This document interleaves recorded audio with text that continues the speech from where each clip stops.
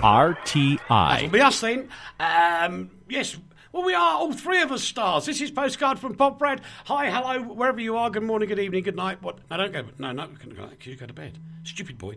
I'm Eric. I'm at the base of the sun-drenched Tatras Mountains, known affectionately by Leigh Banks as the teeth of Slovakia, for some bizarre reason, which I've never understood. But there again, nobody else can understand him either. We only have him here on a Friday to get him off the streets. Me and Rach, you see, we're very nice to him.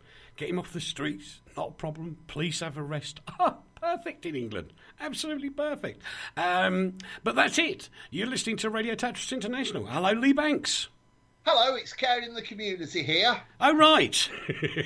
Yes, and I'd just like to say that I've been let out, but I've had all my sharp objects taken off me, and I've been left with 50p to buy myself some crisps. No.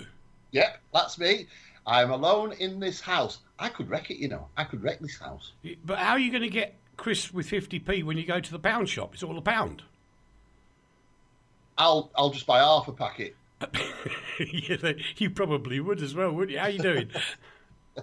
I'm all right. I'm just sitting here in the gloriously rainy, grey, doom-laden, ridiculous, pointless country called the UK. Oh, well, never mind then. Hello, Rach, how are you? Hello, I'm all right. Hello.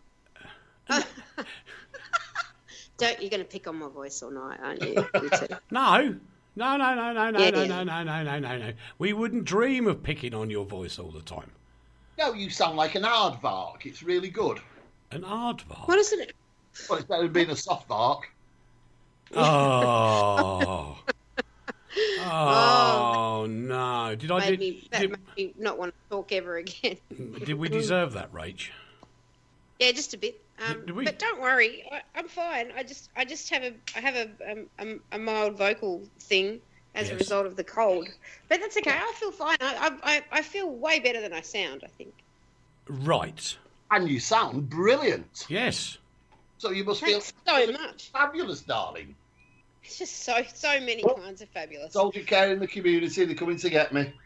I am loving Melbourne. I'm loving Melbourne at the moment because it's on average about 3 degrees in the morning, and you know how much I love that. Well, currently it's 21 degrees in Poprad. How about that? Well, currently, it's absolutely freezing here. Is it? It's freezing, wet, dirty, horrible. Right. Sounds great. Yes. I think it sounds great. I don't think I really want to know that, to be honest. What, that it sounds great, or that it's dirty, horrible, grimy, windy, rainy, purpley, horrible? Yeah, but you're supposed to be, like, supportive of your country. I support my country. It's my country that doesn't support its country. How'd you work that out? I have no idea. No. You talk to Rachel, I'll try and find out what I meant. Okay, boys and girls, because it's very hot here today, apologies for you might hear a little sound of the fans going in the background to keep me nice and cold. It's either that or... Sorry, did you say it was hot there today? Did you say it was hot there today? 21 degrees? Well, no, it's because in the building, it's 21 degrees outside, but because the building's all insulated... And, of course, we've got all stuff on in the building as well. It gets terribly hot in here to the point of being rather silly. And so we have to put the cooling fans on, otherwise all the equipment gets a bit too hot. Oh, well, then that's fair enough. Yes. And hello, Dave. Dave Rhodes has come to join us for a change. Hello, Dave. Yeah, he hasn't been here for ages. He's going to get slapped soon. He's been cleaning out. He's been doing wonderful things with great big skips full of stuff. Oh, yeah, so he has. What's he been cleaning out? Stuff from work. All his rubbish. All the rubbish from work. Trouble is, they didn't put him in the bin. Dave. Oh, that's unkind. Yeah, he's horrible, isn't he, Dave? There's no reason to talk to people like that, is there? I'm in a good mood today. I really am, because... Dave Rhodes, take cover for when he's in a bad mood. Jeez. Yeah, obviously. Dave's working. And apparently they don't take livestock in the skips, which means that because Dave's still alive and he's counted as stock, they couldn't put him in there. But, are you saying he's big? Are you saying he's stocky? No, far be it from me to say that. Dave, he's having a go again. Oh. But anyway, you don't have to take it, Dave. You don't have to take it lying down. I've always been told that. Stop it, you. Anyway, before we get started, a very happy 19th birthday to my boy Kyle. Kyle Wiltsher's 19 today. Happy birthday, Kyle. Blimey, 19. We're doing happy birthday. We've not done that for ages. All right, Eric, I've got a 19-year-old too. And I happen to know that at 19, your job is to be very drunk the entire year, Kyle, so you go for it. Yeah. Are we not singing happy birthday to him? Can do. We should do. We've not sung happy birthday to anybody for ages. People just think we're churlish now. Oh. That's true. Right, ready? 5. 1.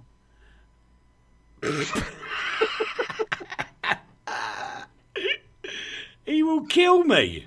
Come on, then. We're ready. 1, 2, 3. Happy birthday to you. Happy birthday to you. Happy birthday, dear Kyle. Happy birthday to you. Sorry, Kyle. I apologise profusely for that. That didn't go at all well, did it? But such is life. 19, eh? Oh, my Lord. 19. Don't worry, Uncle Eric. It's all good because they get silly for a little while, and then they get all like grown up and responsible as they're supposed to. As you reach decrepitude, they will then take care of you. It's all so that now's the time for them to be silly. No, because the last time he was having one of those conversations that we have, he said, "I'm really sorry, Dad. I was a real pain in the butt when I was younger, but I'm okay now." That's a nice thing for him. At least he was honest about it. What a good lad. We move on. So I keep looking at my tech and going, I've had a horrible tech week, but today it all went doof and came on. Ooh. Doof. Just like that. Just doof, and it all worked. I never do. I do too. I think it's wonderful. By the way, if doofer, you can use that in the bath. Yes. By the way, if you're up in where is it now? I'm just trying to think. If you're in Visoki Tatri tonight and you hear loud music with an English geezer, that's me. It's him. Honest. I'm going out Josticky-ing again. Yeah. What? I'm going out to be Josticky. I know what he means. Yeah, it's because you're from Australia. You just don't understand anything in Australia. We're Josticky. Yeah, Josticky. Now, Uncle Leigh, that was unnecessary. Not because he's doing it to Dave Rose. I thought I'd do it to Australia. We understand lots of things in Australia, but mostly English. So if either of you would like to speak it at any time soon, that would be excellent. Ooh, get you. Have you never heard of a Josticky? No, and I just look, saying it over and over again doesn't make me understand it anymore. It's a disc jockey with the D and the J swapped over. So you're dyslexic and you're making fun of those with that affliction. That's terrible. That's terrible, isn't it, Rach? I've just realised that. I'm with you. He's insulted Dave Rhodes, he's insulted me, and now he's insulted Jostickies. Dyslexic. Yeah. Dyslexic Jostickies. I can't be insulting dyslexic people. I am one. No, it's just you can't spell. That's true. Yeah, you can't blame dyslexia for it. Ricky, is that my name? Who? Ricky. R-I-C-E. Ricky, that's the one. If Tom Cruise can overcome his dyslexia, so can you. Pull yourself together. Right, okay. And he's very little. He's a very little person. He's only 3 inches tall, and he got over it. Now there's a big man. Indeed so. We move on, because... where am I? Adnan Khashoggi. Poprad, you're at the base of the glorious Tatru Mountain. Nobody wants to talk about this election. No, that's true. I don't want to talk about it. You don't want to talk about it. We got to do it because we are a news programme, yes. And the first article, I have no idea what it's about. No idea who the geezer is. You're joking! Never heard of him. I don't know who he is either, Uncle Eric. Thank you. Adnan Khashoggi was the world's biggest, baddest arms dealer ever. He was incredibly wealthy from all sorts of things that he did. He started off as like a peasant and became this high-rolling international arms dealer. I get it. Experiment. So when he started off with arms, but when he started selling legs, he made a lot of money. Come on, we had to hand it to you. Yeah. It's all right, Leigh. I nailed that one. Dave Rose has just given you the finger. That's not the first time. Anyway, no, don't say that. Anyway, so he's dead. Poor old Adnan Khashoggi, one of the world's worst people.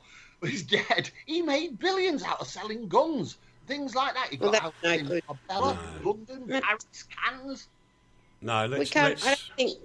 I don't think we can celebrate that. No, I think we need to just move on.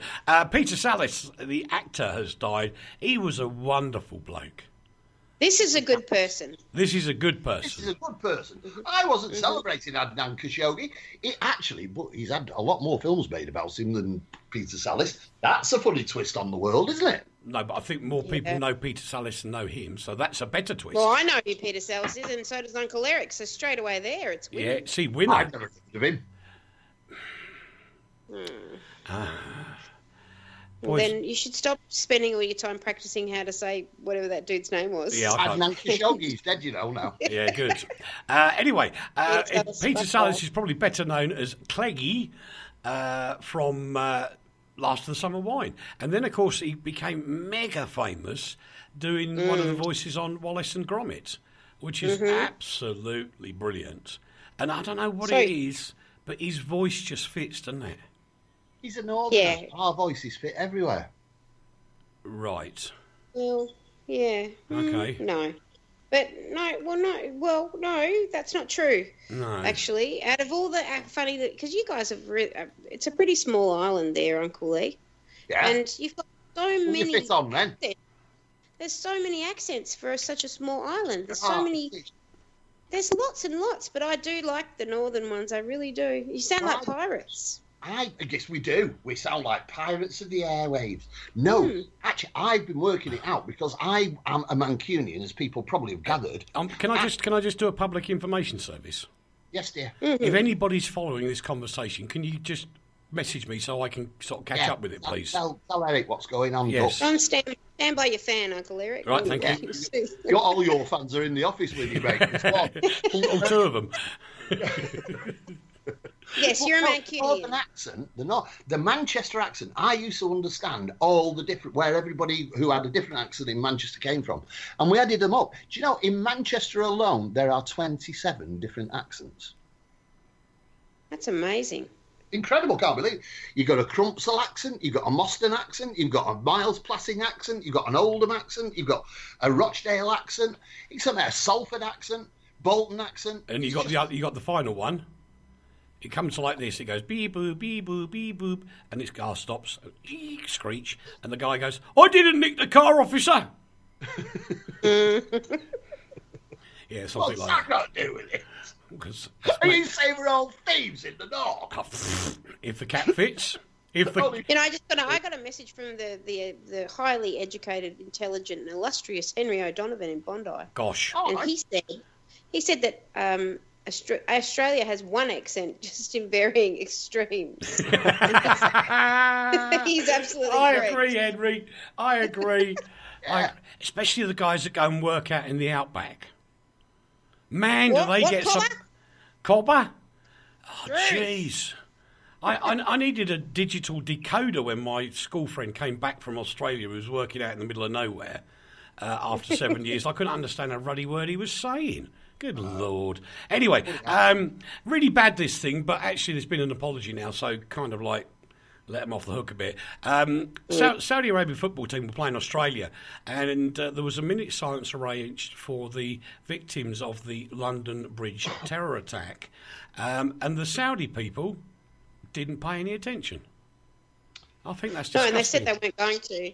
They said they weren't going to before it happened, before the match. They said they weren't going to because it's not in keeping with their culture. Yeah. Now, there's a problem right there because they were in South Australia, which is my hometown, and one of the victims of this horrible attack in London was from South Australia, a young nurse by the name of Kirsty Bowden, and she died in this attack, and she's from South Australia, so it was very personal to South Australians when they didn't do that. Second of all, not in keeping with your culture.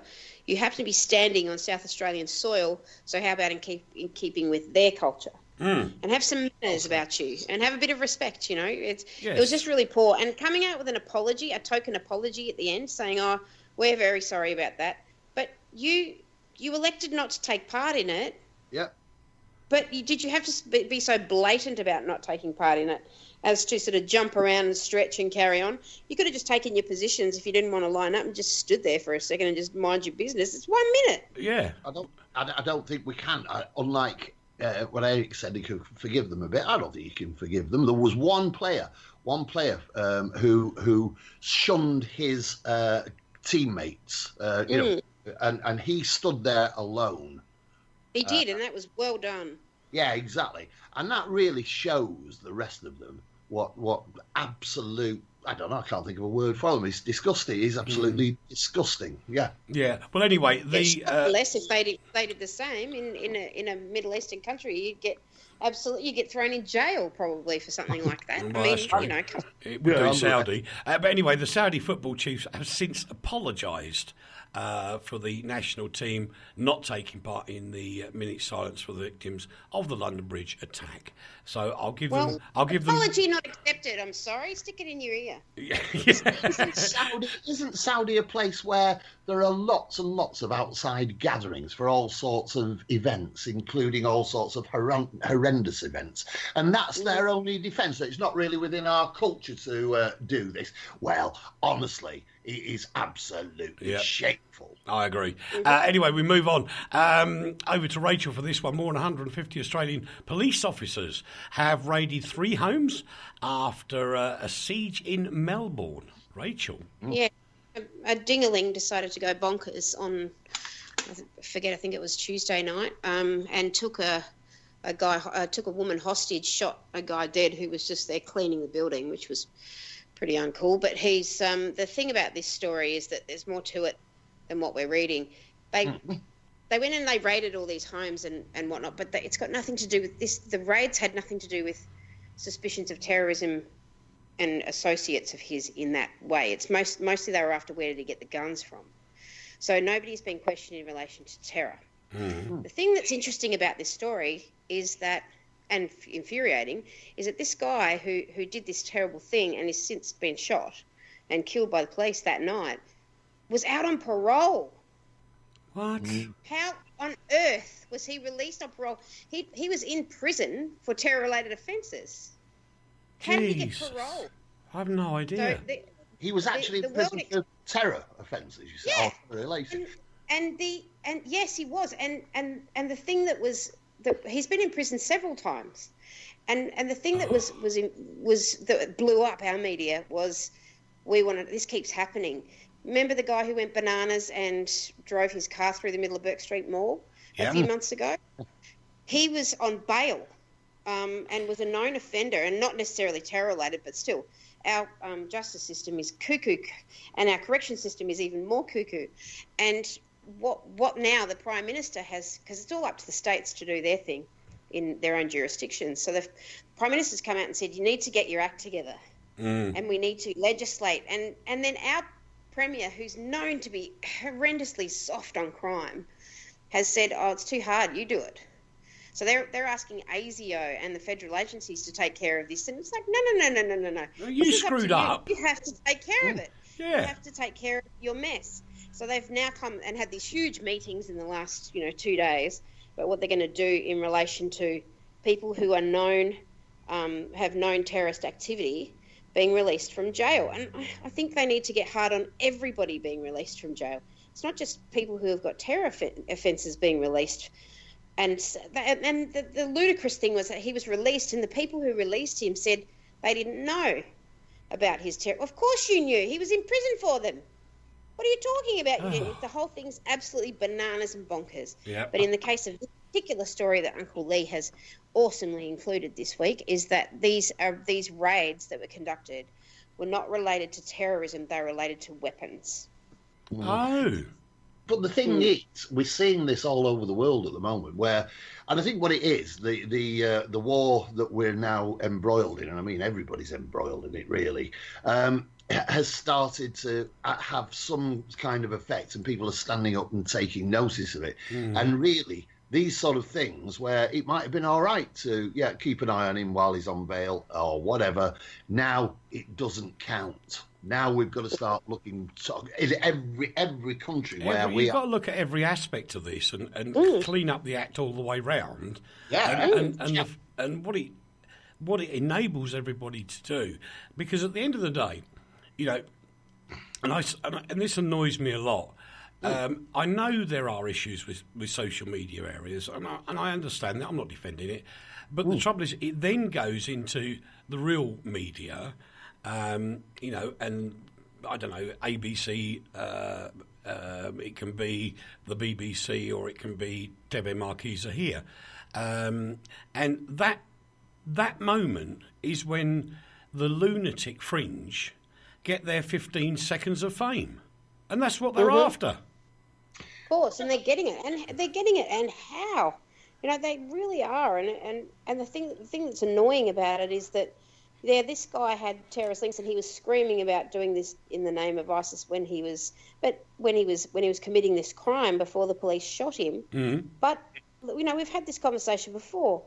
Uncle Leigh quite rightly points out: is he really doing it in the name of IS, or is he just saying that because he's a lunatic and using that as a reason to do something crazy? Correct. So you never know. But it doesn't make any difference, because if he's claiming he's doing it in the name of ISIS or whoever, then they will accept that as somebody who did something on their behalf. Therefore, they'll claim anything. Of course they will. So he becomes part of the pantheon of terrorism. The problem we've got with it is that if you don't tell people who committed these acts, then you don't make the connections. You don't know it's the bloke who lives next door to you, or it's the bloke who lives in the town round the corner from you. You don't know. You have to name and shame these people for what they do.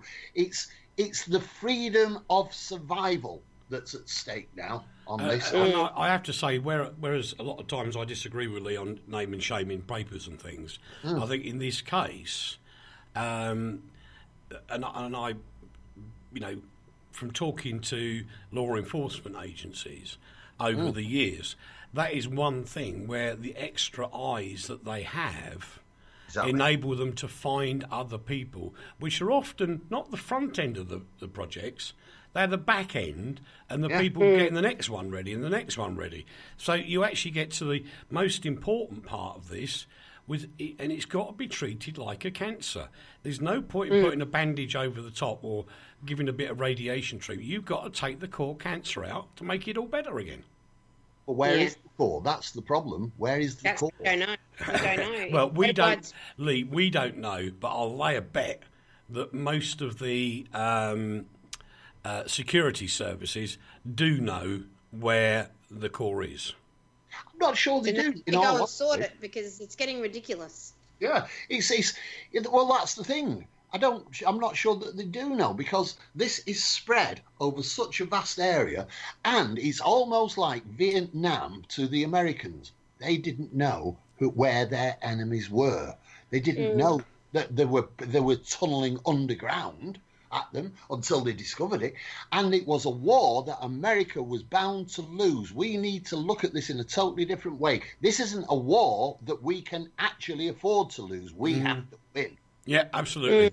They've been trying to do a filibuster on me, boys and girls. Have they? Yeah.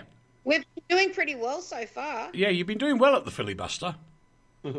Which, of course, ties in beautifully, which is the worst DJ cliche link I've ever done in my life.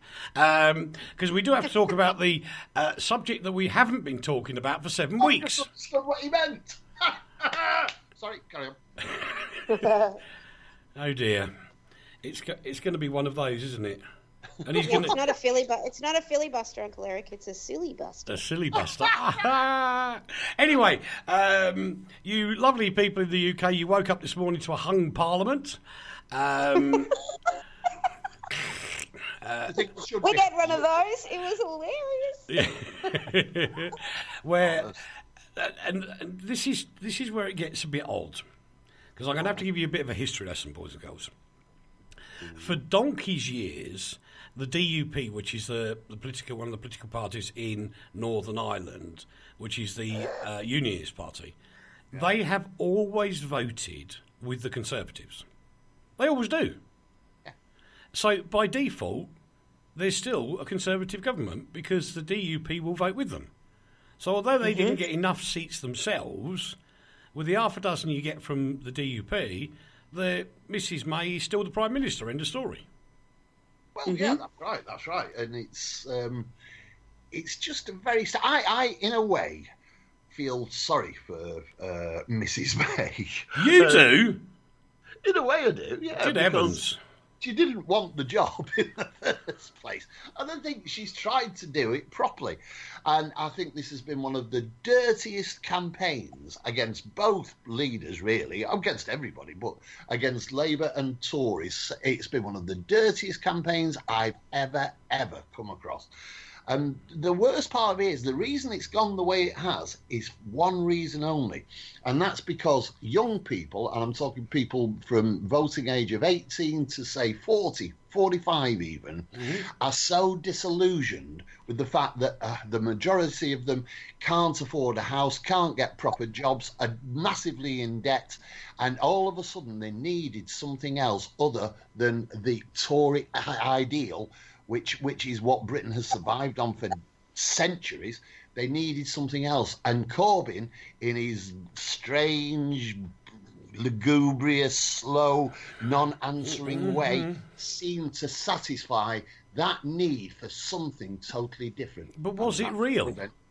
Pardon? Was it real? Was what real? His sort of pandering to the whims of the under-25s. I don't know. I've been taken to task so much over Corbyn that I'm a bit fed up with it now. But I don't really. I personally don't like the man, and I'm allowed to have my opinion on what he can and what he can't do.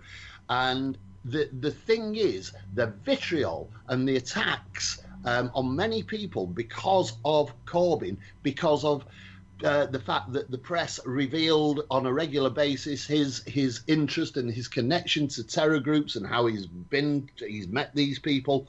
I think that is a very legitimate thing to say about a man when you're at war, when this man says he doesn't want to go to war, he wants to jaw. It's a very frightening situation. And now the dispossessed have given him a certain amount of power. How was it reported, before we do the rest of it, how was it reported in Australia, Rach? Don't know, because the result was coming... No, I don't.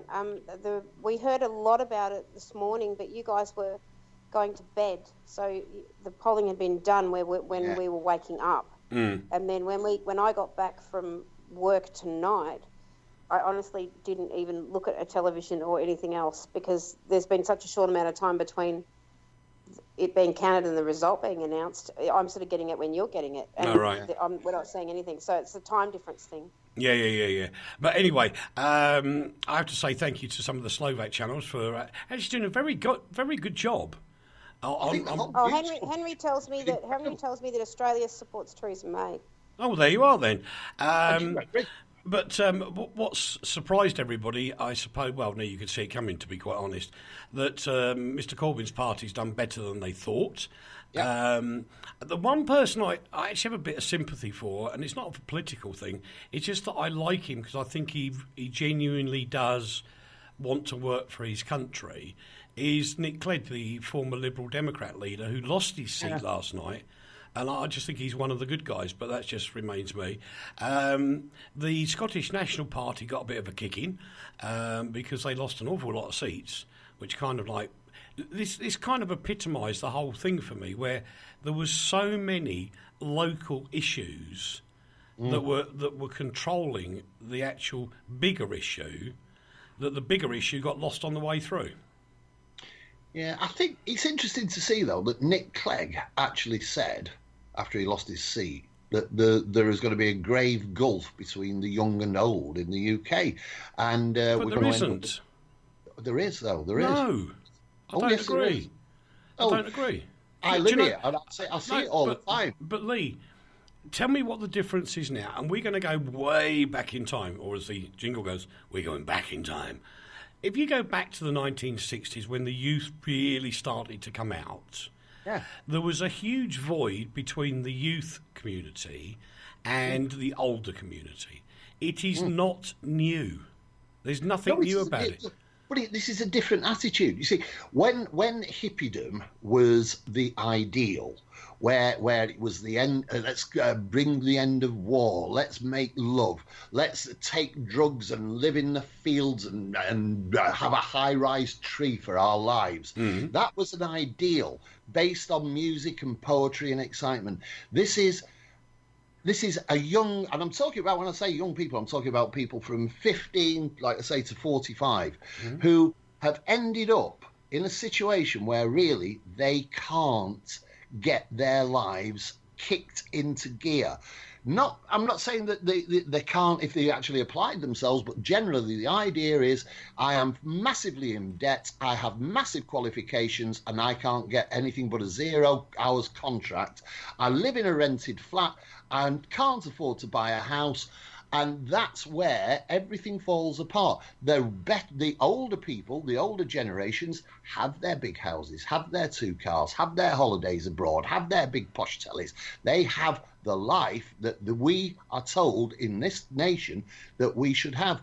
We have taken that away from the young people of today.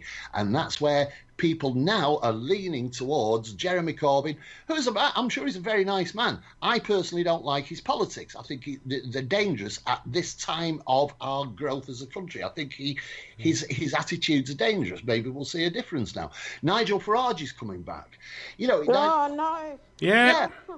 But so everything we do, everything that's happening now is polarising Britain. Yeah, I agree with that. I do agree with that. That's where the danger is, because we should be pulling together. Yeah, and this is where the divide between your youth and your older people from a distance, what I noticed was that, Brexit, right there, that was the divide. Yeah, absolutely. Right there, that's a huge divide. All of this falls down to Cameron. We shouldn't blame May, and we shouldn't blame Corbyn. Could be. But anyway, let's move on to... And Henry quite rightly points out, because he's my political ear, he quite rightly points out that we've got a Conservative government in Australia, and they will support Theresa May. However, most Australians are not Conservative and won't. So that's interesting. That's weird as well, isn't it, when you think about it? But some of the odd things that happened, the former SNP leader and former First Minister of Scotland, Alex Salmond, he lost his seat.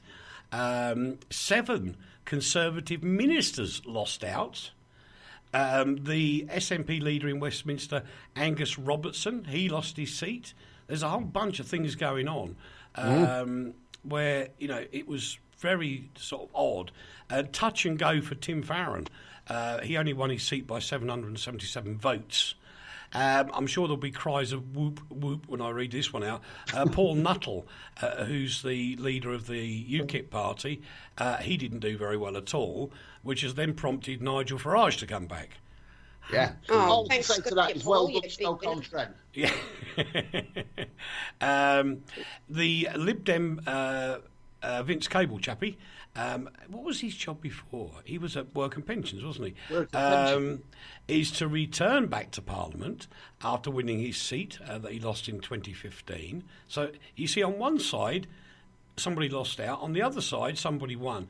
And there's this whole thing of being very unusual voting going on, which doesn't kind of stack up anywhere. And yet the Home Secretary, Amber Rudd, she managed to hold on to her seat after a recount by just 346 votes. And if you think voting doesn't matter, right there. Right there. It does. It really does. You've got to vote. You have to. Yeah. But what if you don't like any... I know, and that's the thing that a lot of people say, but I've always argued this. I didn't want to vote for Corbyn. I didn't want to vote for May. I didn't want to vote for Clegg. So why would I waste my vote? Because away on one of those people who I didn't want in power. My vote is my vote, and if I don't want to use it because I don't respect the people who are there before me, I can keep my vote. I don't have to chuck it at somebody just because they exist. No, you don't. But that's an educated reason not to, Uncle Lee. Too many people make uneducated reasons not to vote, and like this Coronation Street's on, yeah. This whole notion of I won't be told what to do by anybody. See, in Australia, we still have compulsory voting. Yeah, and but you have to vote. If you mess your voting slip up, you still voted. Yes, you did. But, I mean, don't waste your vote. Make a stand by not going, because you've got the right to do that because you don't have compulsory voting.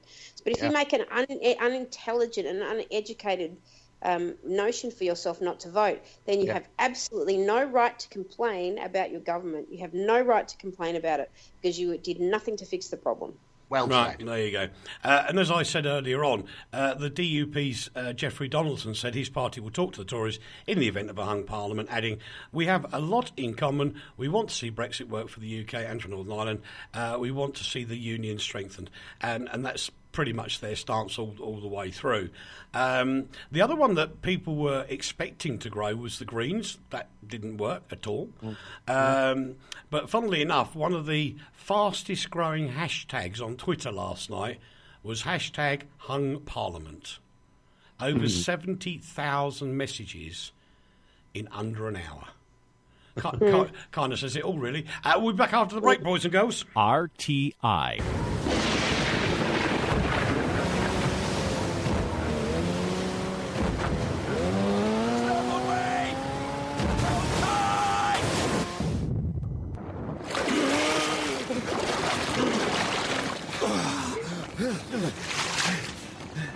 Everybody okay?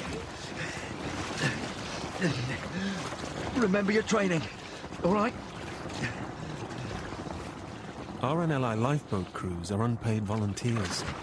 They rescue 22 people every day. On a lifeboat, training is a matter of life and death, and it costs £1,000 a year for each crew member. As a charity, we receive no UK government funding, so our crew's safety depends entirely on your donations. Please call 0800 543 210 and donate £20 or whatever you can afford. Because next time, this could be for real. RTI. Welcome back to part 2 of Postcard from Poprad with me, Eric Wiltsher, Leigh Banks and Rachel Brunsden, all on the line as always. There's been a lot of talk this week about jihadists and all the rest of it and the blunders. And I know Leigh very carefully put them all together. But Leigh, can you just give us a really short synopsis of it? Because I'm not convinced. I know we need to pay respect. I get that, and I'd love to pay respect to every family that was caused any pain whatsoever. But I'd rather focus on the Millwall football fan, which turns everything upside down again as usual this week, rather than somebody screwed up here and somebody screwed up there. Again, I agree with you. I understand what you're saying, but again, it's one of those things where you have a public duty. See, we've got to remember the attitude towards the media has changed exponentially in recent years, and people forget that it's our job to tell people what is going on, and I think it is important. No, I agree. I do agree, but I don't think we need to labour the point too much. No, I don't either. It's the simple fact is these people were known to the authorities, were being watched, had left the country, had come back, had got married, had changed their names, had done all sorts of things. And yet it still happened because they weren't being watched. The danger we have now is that we're watching 3,000 people in Britain, and the call, because of the way things have gone, is for these 3,000 people to be taken off the streets and put in the equivalent to a new Guantanamo Bay. And that's where the danger is. And in a way, everybody can understand why people are saying that. But that's because it's almost an impossible task for our security services to be right 100% of the time. It's impossible. It is. That's the danger.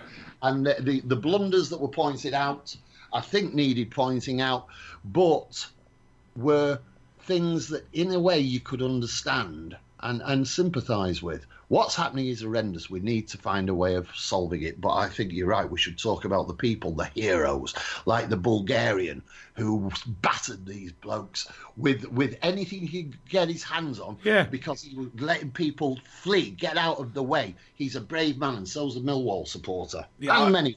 I think that it's, with Millwall especially, which again I'll share around the world because it's not known. Millwall Football Club was known to be the club with hooligans all over the place. And I vividly remember them playing Luton Town, where I used to live, and this marauding crowd came down the dual carriageway in Luton in the centre, and they were jumping on cars, ripping aerials off cars, kicking lights in. They were just humongous animals. And now the absolute reverse. The Millwall fan dubbed the Lion of London Bridge, and so he should be. Roy Lana, he was with Piers Morgan and Susanna Reid on Good Morning Britain, and he said, "I got a good hide in, but they're not alive, and I am." And what a bloke. He's a real bloke's bloke, and hats off to you, sir. You should get at least some kind of gong for doing that, because Millwall had a rotten reputation for so many years, and yet there's a Millwall fan saying, "No, not having this. This is my city. Get out of here." And he stood up and was not only counted, he got a good kicking for it as well. And that's why he's in hospital. So we wish you well, sir, and hope you're back with your family very, very, very soon. If I could take a second, Uncle Eric. Yeah. Just 1 second. There's lots of heroes that day. There were so many people who were so courageous. This man, what an awesome guy. But there was a beautiful nurse from South Australia called Kirsty Bowden who worked at the hospital right next door, and she ran out of the hospital towards danger to help and was killed. Yeah. And another lovely girl who's from Queensland, and where I used to live as well, and her name's Sarah Zelanik. And that's right. She was on the bridge, and she was with her friend, and she ran towards to help. She heard somebody screaming, apparently, and ran towards her to try and towards the screamer to try and help. And she too was killed. Yep. And it was 72 hours before her family knew what had happened to her. And it was 72 hours before her family knew what had happened to Kirsty Bowden as well, which is terrible. And these people aren't even British. So they love your city as well, and they were willing to go and help people. It doesn't matter where you're from or who you are. When you hear somebody in distress and you run to help in the face of danger, and you run and you're armed with nothing, then you're very brave, and you all deserve medals. Absolutely. I couldn't agree with you more, posthumous or otherwise. Noel Gallagher's donated all the profits from his song Don't Look Back in Anger to charity for the Manchester victims. How many millions must that be? God knows. Oh, no, it's only from the songs that have been paid for since that attack. So nothing. It's not retroactive. Do you know, I don't like this story, and it makes me very, very angry, speaking of looking back in anger, because yet again, the Gallagher brothers are making it all about themselves. This is not about either of you, and you should pull your heads in. Your music is horrible. Your personalities are worse. Go back under the rock you crawled out of and leave it alone. It is not about you. It is about people who died. It is about Ariana Grande, bless her little heart, and her lovely little concert that she put on for everybody. Good on her. It's not about you. Go away. It's exactly the point I was going to make. I thought it was absolutely shameful for Liam Gallagher to take this opportunity to have a go at his brother. Oh, no, that was just puerile, wasn't it? Absolutely disgusting. It really was. And to like Rachel just said, to actually make this event about this rift that's been between them for 20 years almost, it was just shameful. And I actually like Oasis. I think the Mancunians, I like the way they walk, I like the way they talk, and I like the music. I don't particularly respect a lot of the stuff they've done, but that was totally disrespectful. Yeah, I have to say I kind of agree with that. You know, the Gallagher brothers put Britpop on the map, aka Oasis, and some of their music back then was really fabulous, but they got stuck in this rut of thinking they were pop, royalty, and to be honest now, guys, you're not anymore. No, you were. They're has-beens, if anything. They're total has-beens. But I mean, again, aside the point, this is the most revolting display of personal publicity and grandstanding on the backs of people who have died. So go away, yuck. Ooh, go away. Nobody's buying the song. Let's do some good news. Let's do some good news. Yeah. Let's do some good news. I have got the most fantastic. I don't know how long it's going to last in the UK, but never mind. The great news is that because of the EU work that started in 2015, it's taken 2 years to come through. Our lovely listeners, you loyal bunch of listeners, you're wonderful. You can now drive across Europe listening to RTI in glorious CD quality from the 15th of June with no roaming charges whatsoever. So your phone bill will be the same price as you pay here. I can just see everybody rushing to buy Slovak chips very quickly because of the costs. You can drive around Europe, with your radio on. It doesn't cost you any roaming charges. Your SMSs are the same price. The whole thing is going to come into the country where you get it, and no more added costs when you go away on holiday.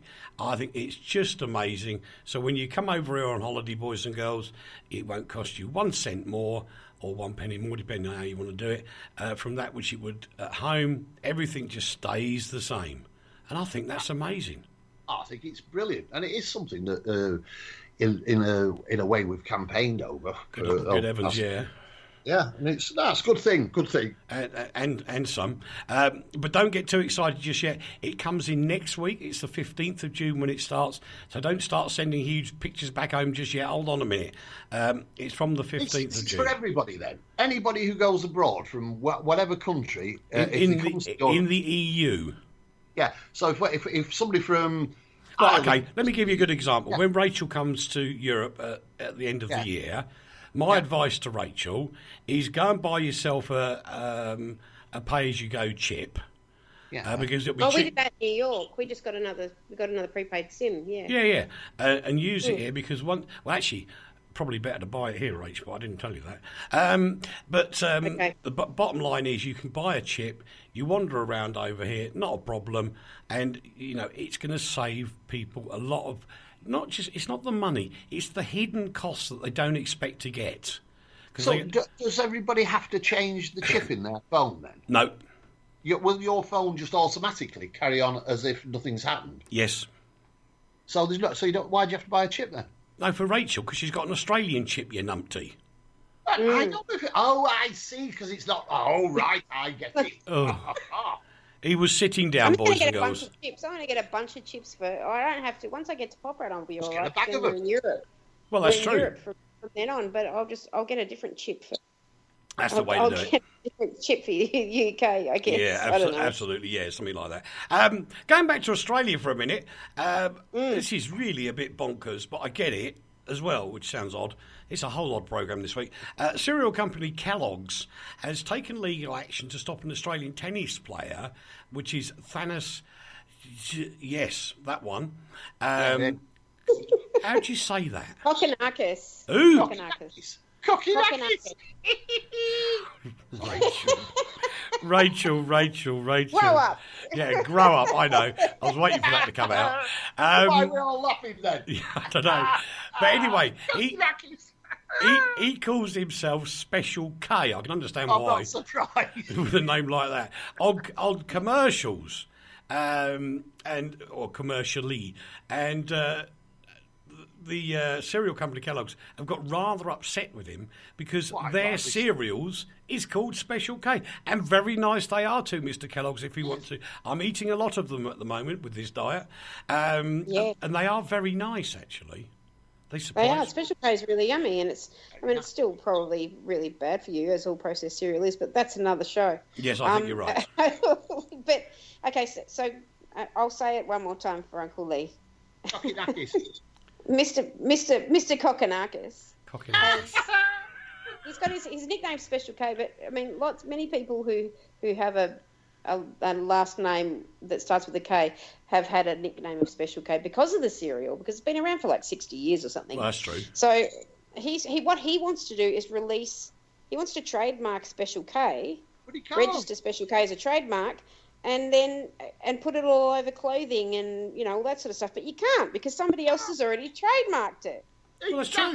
Silly cocky The people who manufacture the recreational drug that has got it's based in with ketamine. They named that Special K, but they didn't ask for a trademark. So why should this guy? No, but actually, I've got a story which will make Mr. Rhodes grimace. Oh. Yeah, because the first time I did this, his little face nearly hit the deck. As he said, and I think he was talking to me on the talkback in my headphones. He said, "But you can't say that." I said, "Well, that's how it's spelt."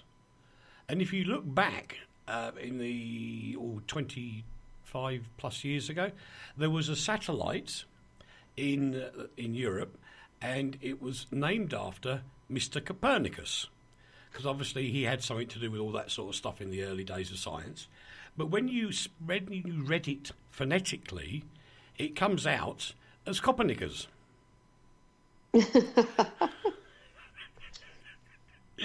Dear, oh I know, dear. I'm such a kid. Go on.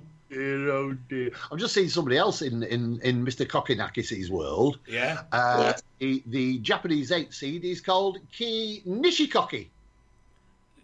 Nishikori. They should be playing. Shouldn't they play badminton? Oh, sorry. Nishikori. Sorry, Nishikori. I misread your name. It's a bit of a cock Now up. it's getting sued. Yeah, Dave's just Oh, my replied, God. "Oh God," I think he remembered. This is kind of a nice story, actually. But by the same token, I'm going, where the hell have you lot been? Because apparently researchers have trained computers to spot social media users who pose as somebody else.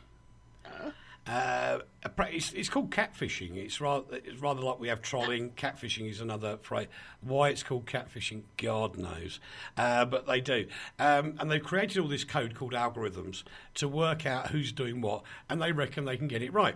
Now, the fact is, if I was to pose as Leigh Banks and try and write as Leigh Banks, everybody would know.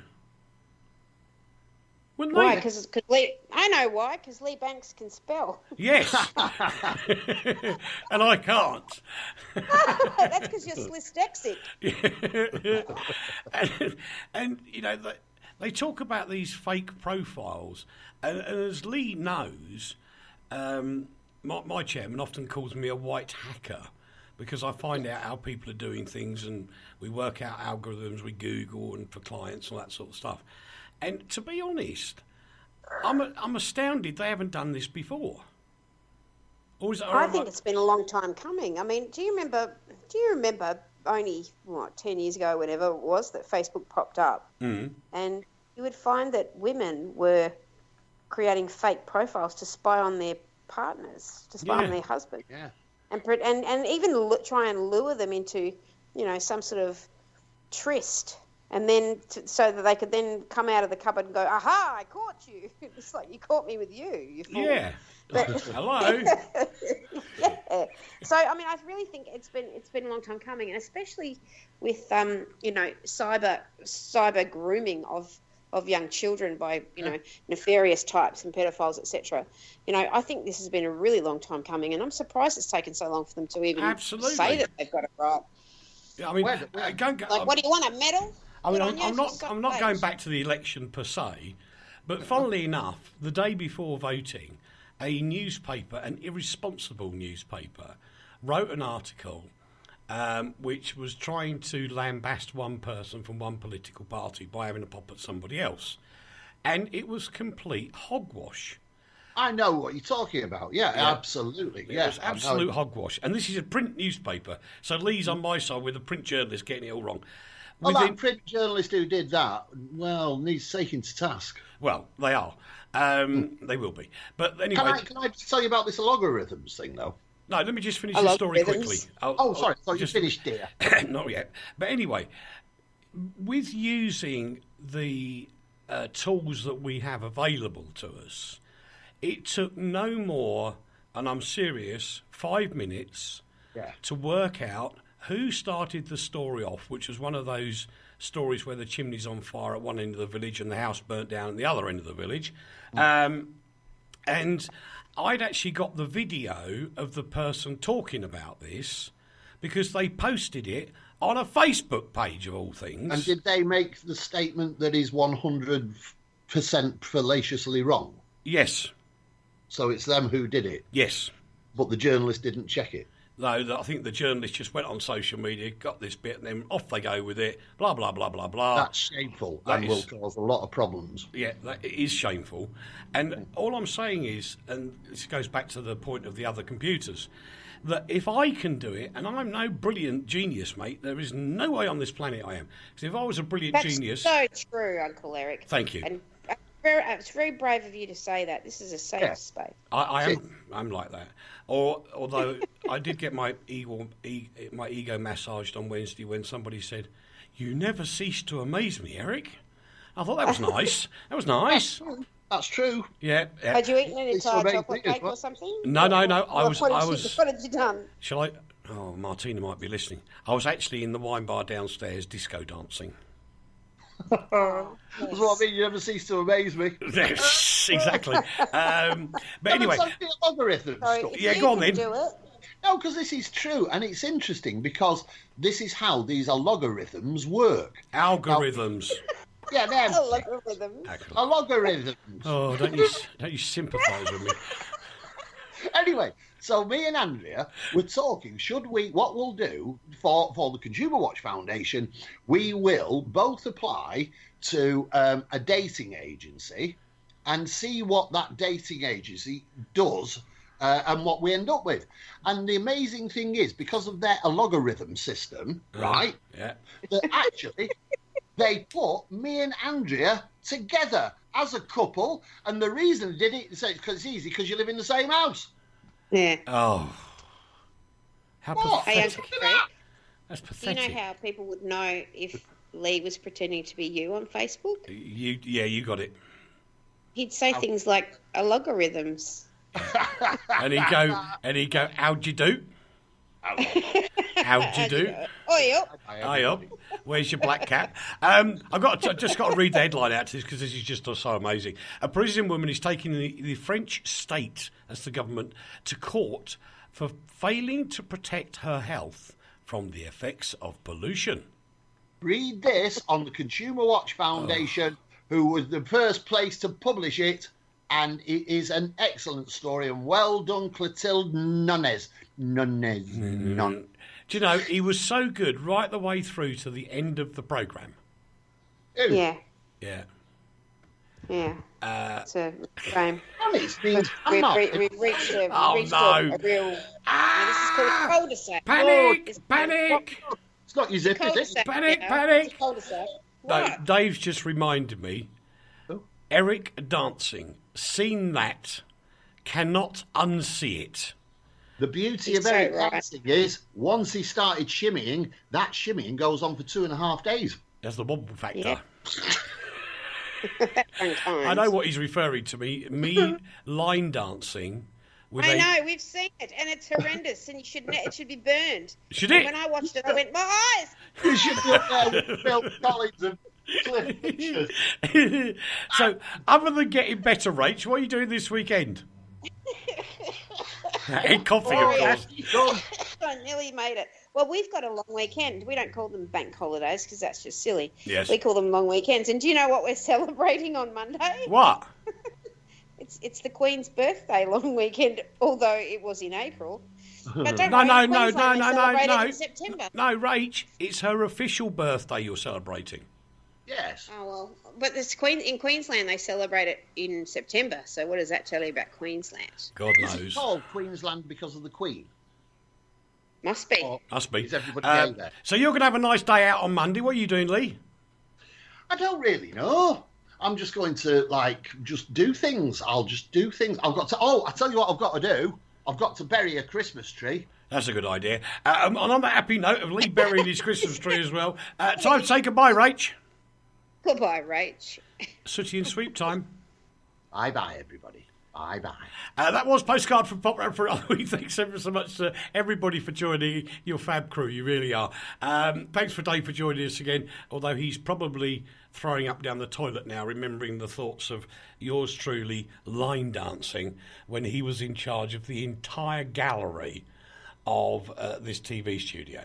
Yeah, well, you know, I'm just like that. I'm quite happy to make people laugh. Steve Bishop's up next. RTI. The coolest station online. Yeah. Hi there, this is your Royal Ruler on RTI. We're live and in colour. RTI. That's us. 'Cause we play this.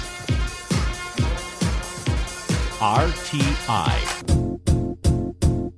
It might seem crazy what I'm about to say. You're never more than a minute away from the music on RTI. That is the station, RTI. RTI.